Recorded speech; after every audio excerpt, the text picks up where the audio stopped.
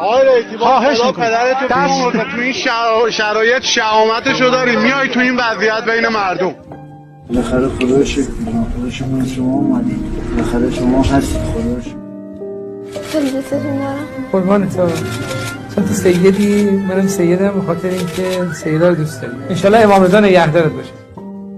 تو اولی رئیس جمهور بیتگه آقای ابراهیم رئیسی که تو ایده دم در خونه ما آمده، این که در زحمت کشیده واقعا. آخرش هم بهمون نهار ندادی. نهار نداشت یادم نیست ولی از خدا بخواد که اون چه خیر و صلاح کشوره، اون چه رضای اوست او پیش بیاد.